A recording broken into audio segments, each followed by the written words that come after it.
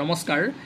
দিন ৰাত একাকাৰ কৰি ভালদৰে প্ৰিপাৰেচন কৰাৰ পাছতো কেতিয়াবা আমি ভবা ধৰণে মাৰ্কছ নাপাওঁ বা বিভিন্ন কম্পিটিটিভ এক্সামবোৰত আমি ভবা ধৰণে ৰিজাল্ট নাহে ইয়াৰ কেইবাটাও কাৰণ আছে আপোনালোকে যদি ভালদৰে মন দি শুনে তেনেহলে আপোনালোকে কি ভুল কৰি আহিছে প্ৰত্যেকটো কথা ইয়াত গম পাই যাব চাওক প্ৰথম কথা কম্পিটিটিভ এক্সামত যিমানখিনি এস্পাৰেন্টছ যায় তাৰে 90% ভালদৰে প্ৰিপাৰেচন কৰি যায় ভালদৰে পঢ়ি যায় আৰু তাৰে মাজত আপোনালোকেও বহুত দিনে ৰাতে কষ্ট কৰে কিন্তু সমস্যাটো ক'ত জানে মই আজি জাষ্ট পৰীক্ষা হলত সোমোৱাৰ পিছত কি সমস্যা হ'ব পাৰে বা আপোনালোকে কি ভুল কৰে সেইখিনি ক'বলৈ গৈ আছোঁ নাম্বাৰ 1 চাওক কুৱেশ্যন পেপাৰখন হাতত পৰাৰ লগে লগে বহুতৰে কি হয় ভয় হৈ যায় এই প্ৰথম যেটো ভয় আহে সেই ভয়টোৱে আপোনালোকৰ এফিচিয়েন্সি কমাই দিয়ে তাৰপিছত আটাইতকৈ গুৰুত্বপূৰ্ণ কথা কি জানে এখন কুৱেশ্যন পেপাৰত 100টা যদি কুৱেশ্যন থাকে তাৰে 10টা বা 15টা এনেকুৱা কুৱেশ্যন থাকিব যদি সেই এক্সামটোত 100 জনে পৰীক্ষা দিবলৈ গৈ আছে তাৰে 99 জনে 99 জনেই নাজানিব পাৰে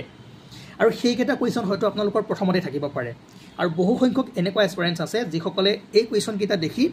মানে নাৰ্ভাছ হৈ যায় আৰু ভাবে যে মই পেপাৰখন কৰিব নোৱাৰিম বহুত টাফ কুৱেশ্যন পেপাৰ আহিছে গতিকে কি কৰিম আৰু এই ভয়টো সোমোৱাৰ লগে লগে কি হৈ যায় পিছত যদিও সহজ কুৱেশ্যন থাকে সেইখিনি নোৱাৰা হৈ যায় এফিচিয়েন্সিটো কমি যায় আৰু এটা ভুল কি কাম কৰে জানে চাওক প্ৰত্যেকজন মানুহে কোনোবাটো সেকশনত অলপমান ষ্ট্ৰং হ'ব পাৰে কোনোবাটো অলপমান উইক হ'ব পাৰে ঠিক আছে এতিয়া সকলোৱে এটা ভুল কি কৰে যে নাজানা বস্তুটোত যেটো বস্তুত 100% মানে নলেজ নাই হেতুত টাইম ওয়েষ্ট কৰি মানে নিজকে কি কৰি পেলাই নাৰ্ভাছ কৰি পেলাব বুলি ক'ব লাগিব তাত টাইম ওয়েষ্ট কৰে তাৰ এনসাৰ নোলায় আৰু তাতে লাগি আপোনালোকৰ যিখিনি মূল্যৱান সময় সেইখিনি নাইকিয়া কৰি পেলায় কাৰণ পৰীক্ষাত লিমিটেড টাইম থাকে 2 ঘণ্টা বা 3 ঘণ্টা সেইখিনি সময়ত আপোনালোকে বিভিন্ন ধৰণৰ সাবজেক্ট পঢ়িব লাগিব ঠিক আছে মানে বিভিন্ন ধৰণৰ সাবজেক্টৰ ওপৰত আপোনালোকে প্ৰশ্নৰ উত্তৰ কৰিব লাগিব সেই কাৰণে আপোনালোকে এটা কাম কৰিব প্ৰথমে যেটো বস্তু নোৱাৰে যত 100% আপোনাৰ নলেজ নাই সেই টপিকটোত বা সেই কুৱেশ্যনটোত আপোনালোকে সময় নিদিব কুৱেশ্যন পেপাৰখন আপোনালোকৰ সন্মুখত থাকিব আপোনালোকে যিখিনি পাৰে সেইখিনি প্ৰথমে কৰিব বহুতে প্ৰথমৰ পৰা কৰিব ট্ৰাই কৰে আৰু নাজানাটো চাওঁ এবাৰ কিনো আছে চাই লওঁ পাৰিবও পাৰো সেইটো ভাবে সেইটো নাভাবিব সেইটো সেকেন্ড ৰাউণ্ডত ভাবিব থাৰ্ড ৰাউণ্ডত ভাবিব প্ৰথম ৰাউণ্ডত এটোই কাম হ'ব যে মেক্সিমাম কিমানখিনি বস্তু আপোনালোকে পঢ়ি আহিছে কিমানখিনি ডাইৰেক্ট আপোনালোকে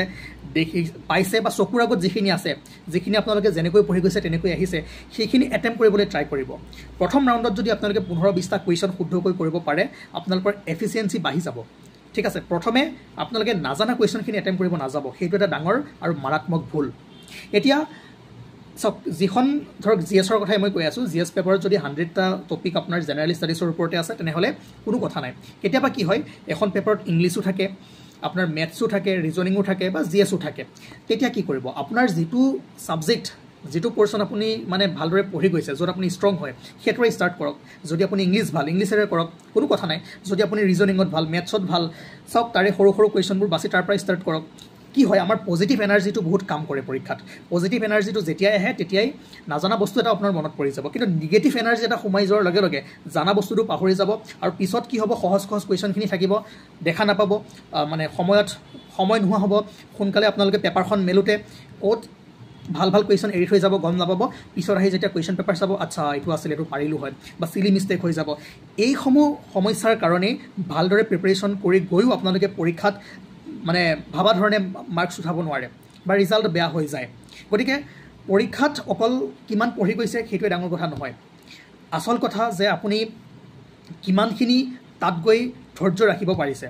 কিমানখিনি পজিটিভ এনাৰ্জি মানে নিজৰ লগত ৰাখিব পাৰিছে বা নাৰ্ভাছ কিমান হোৱা নাই সেইখিনি আপোনাৰ মানে মেটাৰ কৰিব আৰু চাওক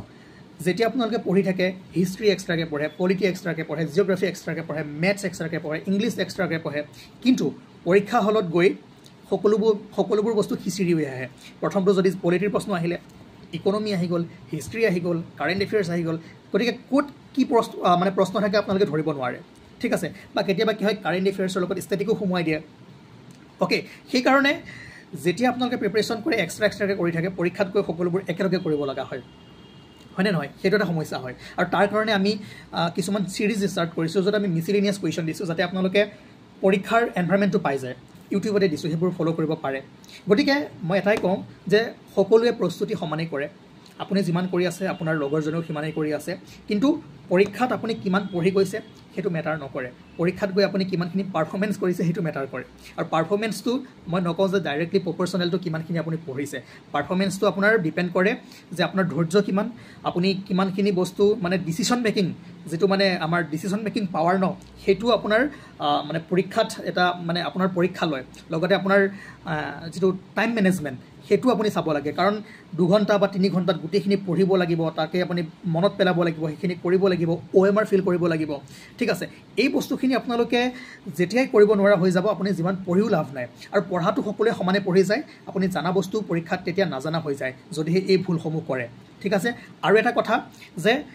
যদি আপুনি এজন এছপাৰেণ্টছ হয়, যদি আপুনি পৰীক্ষা দিম বুলি ভাবিছে, তেনেহ'লে বহুত বেছি পঢ়িব নালাগে। কম্পিটিটিভ এক্সামবোৰত আপোনালোকে লিমিটেড পঢ়ক, বাট বাৰ পঢ়ক। ঠিক আছে, চাওক কলেজত বা PhD কৰিলে আপোনালোকে ৰিচাৰ্চ কৰে, এটা টপিকত ডেফটত সোমাই একদম সৰু সৰু বস্তুবোৰো চায়, সেইটো বেলেগ কথা। কম্পিটিটিভ এক্সামত আপোনাক কি চাব যে আপুনি কিমানবাৰ ৰিভিজন কৰিছে, কিমানবোৰ বস্তু ফেক্টছ মনত আছে। গতিকে বহুত বেছি ডেফটত সোমাব নালাগে, টপিকটো ভালদৰে পঢ়ক, কিন্তু বাৰ পঢ়ক, আপোনালোকৰ যেনেকৈ নহওক মানে ভাল মাৰ্কছ আহি যাব। ঠিক আছে, আৰু যদি ৰিচাৰ্চ কৰিব যায়, বেছি পঢ়িব যায়, বেছি PPT বনাব যায়, তেনেহ'লে মোৰ নিচিনা ক্লাছ কৰোৱা ষ্টাৰ্ট দিয়ক। ঠিক আছে, পঢ়োৱা ষ্টাৰ্ট দিয়ক। বাকী যদি আপুনি পৰীক্ষা দিম বুলি ভাবিছে, তেনেহ'লে কম পঢ়ক, বহুতবাৰ পঢ়ক। আপোনালোকে আপোনালোকৰ ছিনিয়ৰক সুধিব পাৰে, যিসকল টপাৰ আছে তেওঁলোকক সুধিব পাৰে, টপাৰে কি কৰে, তেওঁলোকে আপোনালোকক একেখিনি এনচাৰ দিব। ঠিক আছে, গতিকে এই ভুলসমূহ নকৰিব, ভালদৰে আপোনালোকে ধৈৰ্য ৰাখক, প্ৰিপাৰেশ্যন কৰক, একদম ঠাণ্ডা মগজেৰে যাওক, ধুনীয়াকৈ প্ৰশ্নত কি সুধিছে, কি কৈছে, কোনটো এলিমিনেট কৰিব, কি কৰিব, এইখিনি ধৈৰ্য শক্তি ৰাখি, পেচেণ্ট ৰাখি ভালদৰে যদি আপোনালোকে কৰিব পাৰে, তেনেহ'লে পৰীক্ষা ভাল হ'ব আৰু ভাল মাৰ্কছ আহিব। ঠিক আছে, আৰু যদি কিবা টপিকৰ ওপৰত আপোনালোকে ডিছকাশ্যন কৰিব বিচাৰে মোক জনাই দিব, তাৰ ওপৰত আমি ভালদৰে কথা পাতিম। Thank U.